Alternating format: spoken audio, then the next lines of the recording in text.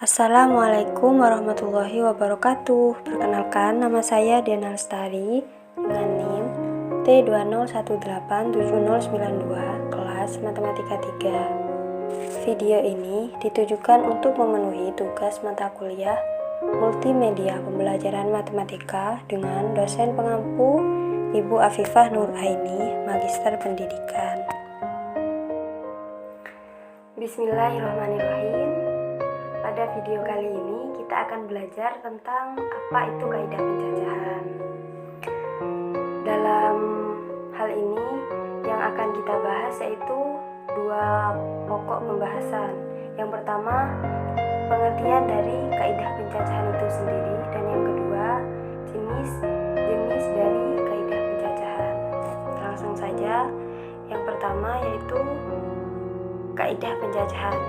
Pengertian dari kaidah pencacahan.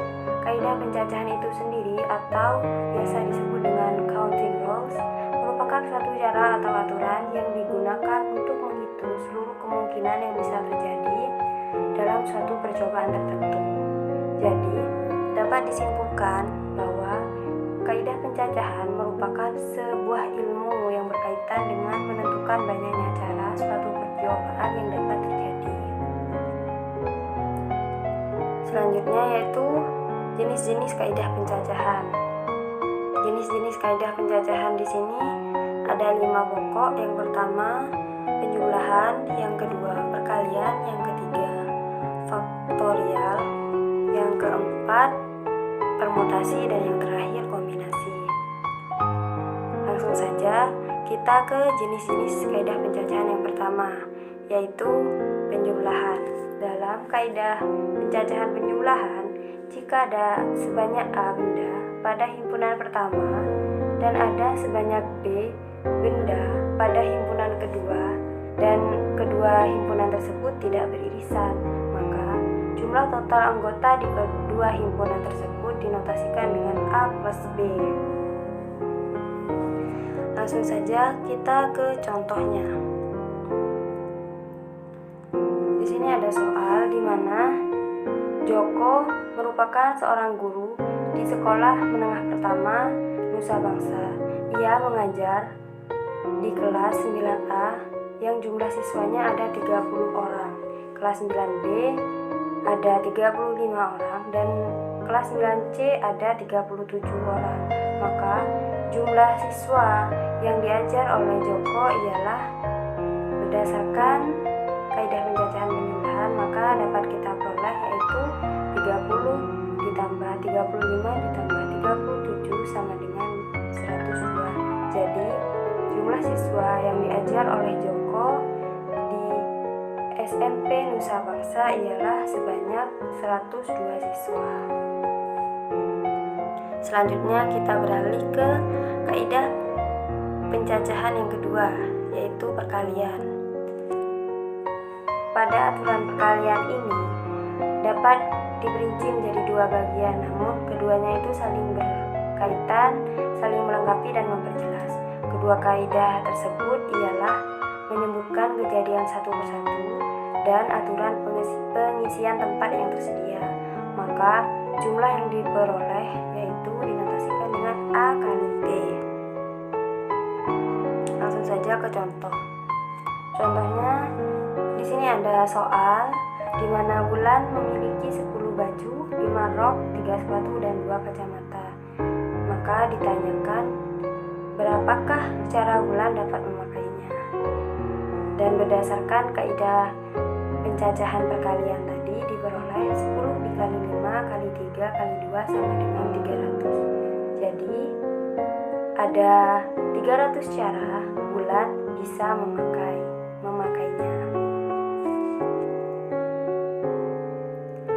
Selanjutnya kita ke kaidah pencacahan yang ketiga, yaitu faktorial.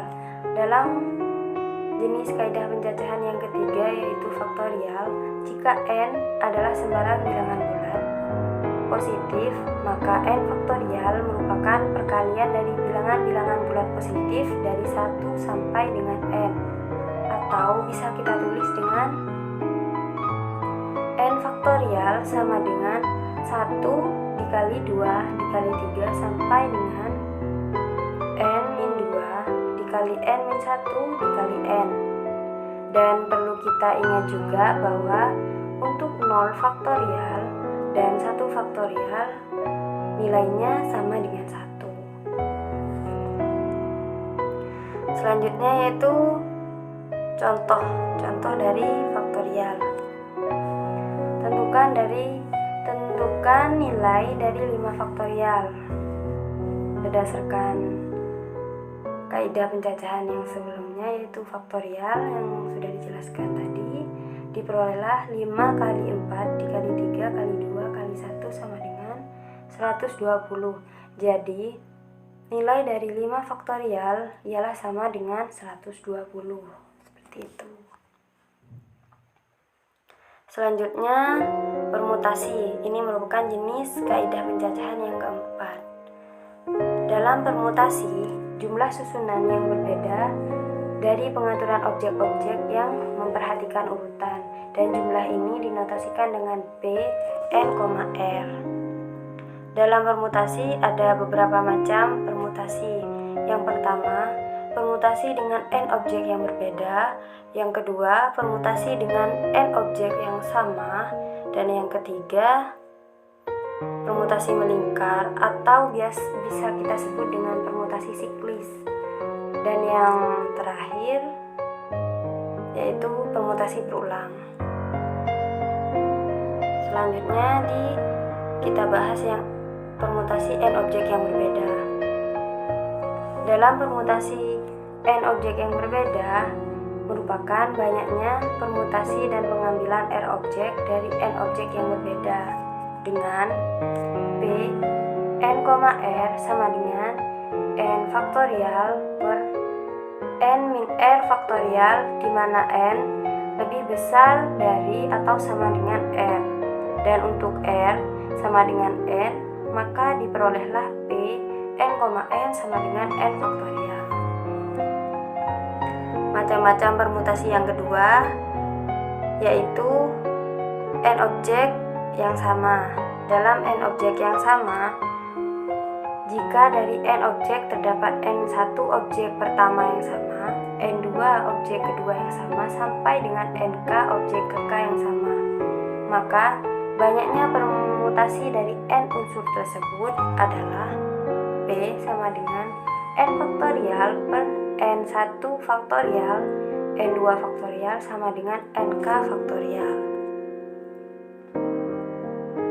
Permutasi yang ketiga yaitu permutasi melingkar atau biasa kita sebut dengan permutasi siklis. Nah, permutasi ini merupakan permutasi dari n objek yang merupakan penyusunan objek-objek yang mengelilingi sebuah lingkaran atau berbentuk siklis memutar, dan jumlah susunan objek yang mengelilingi lingkaran ialah dinotasikan dengan P sama dengan n-1 faktorial.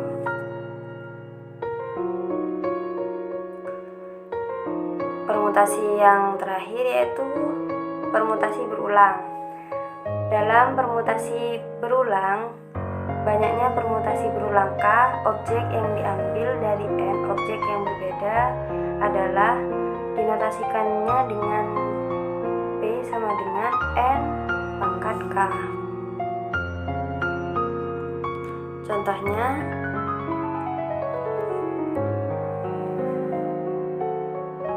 banyak cara untuk memilih seorang ketua, sekretaris, dan bendahara dari 10 siswa yang tersedia adalah, yang ditanyakan ialah banyak cara untuk memilih ketua, sekretaris, dan bendahara dari 10 siswa. Dan yang diketahui di sini ialah banyak siswa, dan banyak siswa ini disimbolkan atau dinotasikan dengan n. Banyak siswanya tadi ada 10, jadi n sama dengan 10. Dan banyak pilihan objeknya tadi ada ketua, sekretaris, dan bendahara, jadi R sama dengan 3. Sehingga P 10,3 sama dengan 10 faktorial per 10 min 3 faktorial sama dengan 10 dikali 9 kali 8 kali 7 faktorial per 7 faktorial. Dan 7 faktorial per 7 faktorial atau 7 faktorial dibagi 7 faktorial sama dengan 1, maka diperolehlah 10 kali 9 kali 8 hasilnya sama dengan 720. Jadi banyak cara untuk memilih seorang ketua, sekretaris, dan bendahara dari 10 siswa yang tersedia ialah ada 720 cara.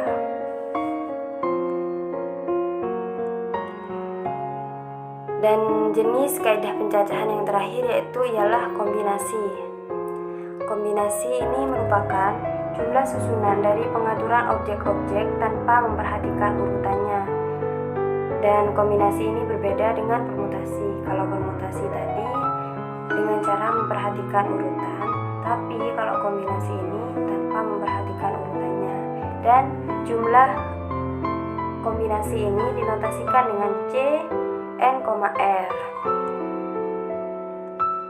Langsung saja kita ke contohnya. Contohnya yaitu dari 15 orang yang mendaftar sebagai karyawan di perusahaan swasta, kuota yang akan diterima hanya ada 2 orang. Maka tentukan banyak cara untuk memilih kedua orang tersebut. Penyelesaiannya, yang pertama ialah banyak orang.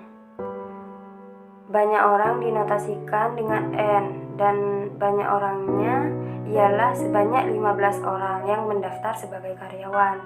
Jadi N sama dengan 15, dan banyak objeknya dinotasikan dengan R, dan tadi objeknya yang akan diterima dari ke-15 orang yang mendaftar ialah hanya 2 orang. Maka R sama dengan 2. Jadi C 15,2 sama dengan 15 faktorial per 2 faktorial dalam kurung 15 min 2 faktorial sama dengan 15 faktorial per 2 faktorial 13 faktorial. Jadi sama dengan 15 dikali 4 kali 13 faktorial per 2 faktorial dan 13 faktorial. Karena 13 faktorial dibagi 13 faktorial hasilnya sama dengan 1, maka 15 dikali 4 sama dengan 220 per 2. 2 diperoleh dari 2 faktorial tadi, karena 2 faktorial hasilnya bernilai sama dengan 1. Jadi 210 per 2 sama dengan 105. Maka diperolehlah dari 15 orang yang mendaftar sebagai karyawan di perusahaan swasta, kuota yang akan diterima hanya ada 2 orang, dan banyak cara untuk memilih kedua orang tersebut ialah sebanyak 105 cara. Baik, cukup sekian pembahasan kali ini. Kurang lebihnya mohon maaf. Wassalamualaikum warahmatullahi wabarakatuh.